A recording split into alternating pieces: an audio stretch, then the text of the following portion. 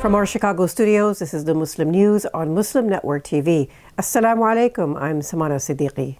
The body of a 21-year-old Muslim woman was found near a Chicago area walking trail in a forest preserve. Rihanna Hamad was last seen by her mother on Friday morning. The Muslim community began searching for her after Fajr prayers on Sunday. Her body was discovered 2 hours later in a park popular with joggers. The nearby Orland Park Prayer Center has asked the Muslim community to pray and avoid speculations about Hamad's death as an investigation continues. Police say no foul play is suspected, although the cause of death remains unknown. The creator of a popular children's YouTube channel says she cannot remain silent after witnessing the suffering of Palestinian children in Gaza. In a May 12th interview with journalist Mehdi Hassan, Rachel Accurso, widely known as Ms. Rachel, said silence in the face of such pain is not an option. She recalled disturbing images from Israel's genocide in the region. This includes a terrified boy too shocked to cry and the haunting voice of 5-year-old Hind Rajab. Rajab was pleading for help in a car that had been shelled by Israel's forces before Israeli soldiers killed her and 2 paramedics who had come to help her in January last year. Accurso, who has over 14 million followers, said her compassion has no borders.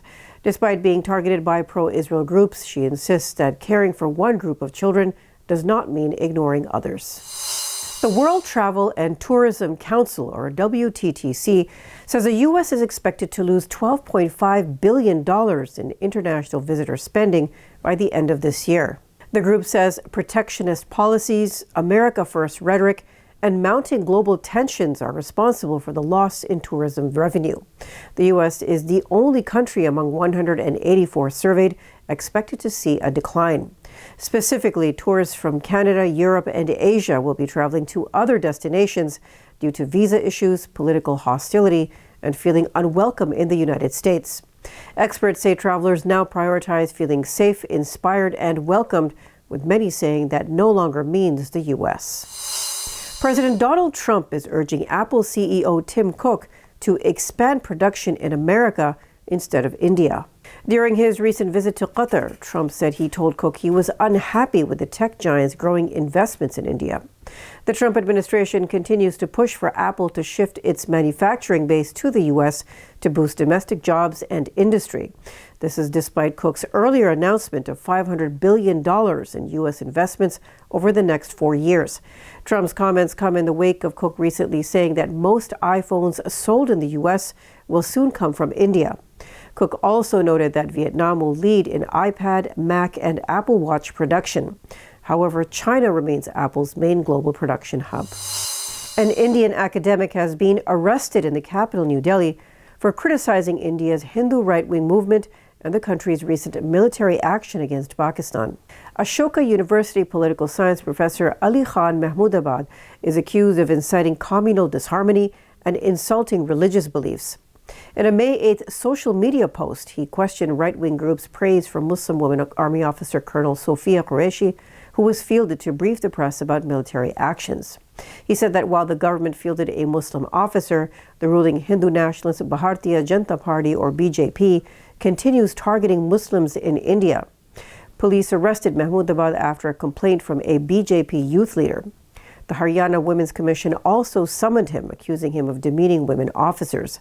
Mahmoodabad denies all charges, saying that his words were distorted and their aim was to promote unity. His arrest comes less than a week after a ceasefire between India and Pakistan over tensions in Jammu and Kashmir. Thousands of teachers and their supporters marched through San Francisco on Saturday to protest President Donald Trump's cuts to public education funding. Chants echoed through the streets as a marching band led the crowd. Protesters say the budget slashes threaten quality education and harm vulnerable students most. Educators from across the Bay Area voiced concern over the impact on students. One special education teacher said, "It feels like we were under siege." Outrage erupts at UCLA over Quran desecration. Details after the break, so stay tuned and we'll be right back.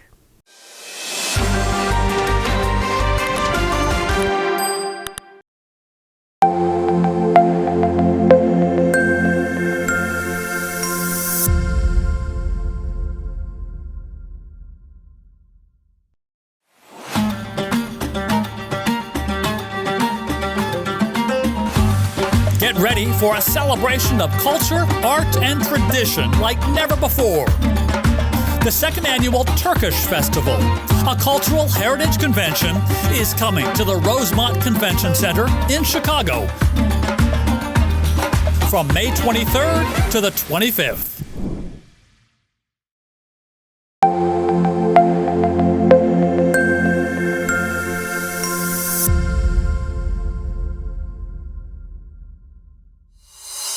The Council on American Islamic Relations, or CAIR, has condemned the desecration of the Quran at UCLA.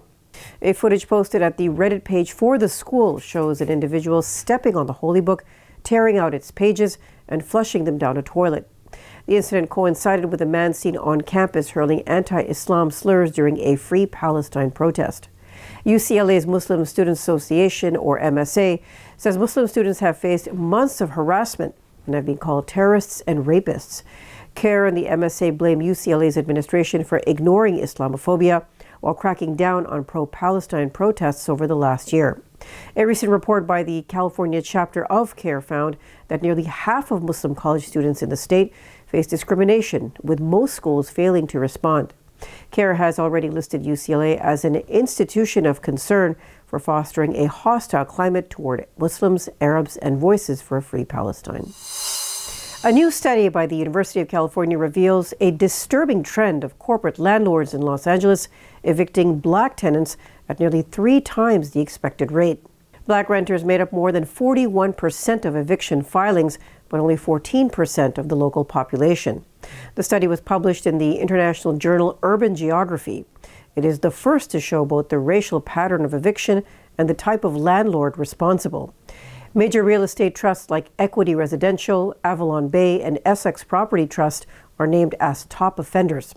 Researchers say these landlords lure vulnerable black tenants into upscale neighborhoods with relaxed screening, then quickly evict them for profit.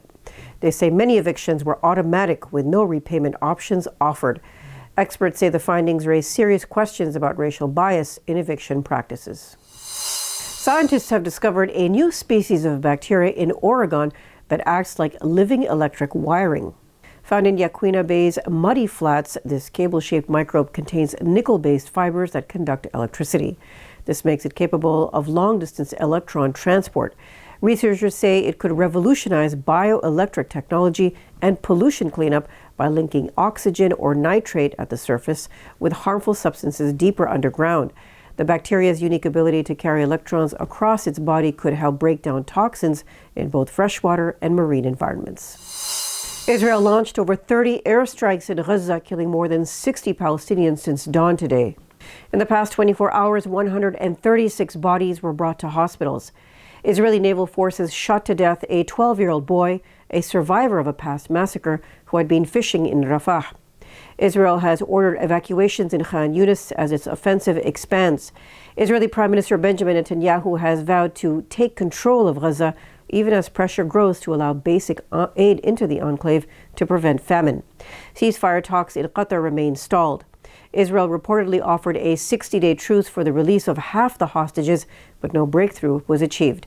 The UN refugee agency UNRWA says 92% of Gaza's homes are now destroyed. Israeli forces have killed more than 64,000 people in Gaza since October 7, 2023, the majority women, children, and the elderly, according to a study published by the medical journal The Lancet in January. The International Criminal Court issued arrest warrants last November for Israeli Prime Minister Benjamin Netanyahu and his former Defense Minister Yoav Gallant for war crimes and crimes against humanity in Gaza. Israel also faces a genocide case at the International Court of Justice for its genocide in the region. Nearly 100,000 people marched in The Hague, slamming the Dutch government's support for Israel's genocide in Gaza. The protest, called Draw a Red Line for Gaza, was held at Malieveld Square. More than 80 rights groups, including Amnesty International and Oxfam, organized the event. Protesters wore red and chanted, "Stop the genocide and free Palestine." They marched past the Peace Palace and Dutch Parliament, demanding sanctions on Israel and a halt to arms exports. Speakers accused the government of ignoring Israeli war crimes. The protest followed intensified Israeli airstrikes in Gaza that killed at least 378 Palestinians in 5 days. Demonstrators demanded justice, peace, and a shift in Dutch foreign policy. At least 4 people were killed and 20 injured in a terror attack in southwest Pakistan's Balochistan province on Sunday evening. The attack targeted a Frontier Corps compound in Qila Abdullah district. Officials say terrorists first detonated an improvised explosive device to breach the compound's wall, sparking a fierce gun battle with security forces. 2 suspected attackers were reportedly killed in the exchange. Shops and vehicles in a nearby market were also damaged by the blast. There was no immediate word on the claim of responsibility for the attack. Outlawed Balochistan separatists and militants loyal to the Tehreek-e-Taliban Pakistan have long been targeting security forces and civilians in the mineral-rich province. Syrian pilgrims left the capital Damascus on Sunday to perform Hajj in Saudi Arabia. It is the first time in 14 years that pilgrims are traveling through the city after the collapse of Bashar al-Assad regime in December 2024. Due to the civil war, group pilgrimages from the capital were halted for more than a decade. Now, Muslims from across Syria are once again departing together for the journey. More than 22,000 Syrian pilgrims are expected to leave from Damascus and elsewhere by June 2nd. That's all from our Chicago studios tonight. Thank you for watching Muslim News. We are a community channel dedicated to bringing you stories you can trust. Please like, share, and subscribe to our content. You can also comment to let us know what you think of our coverage. Please donate now by visiting muslimnetwork.tv/donate. For more content, keep watching Muslim Network TV. Salam.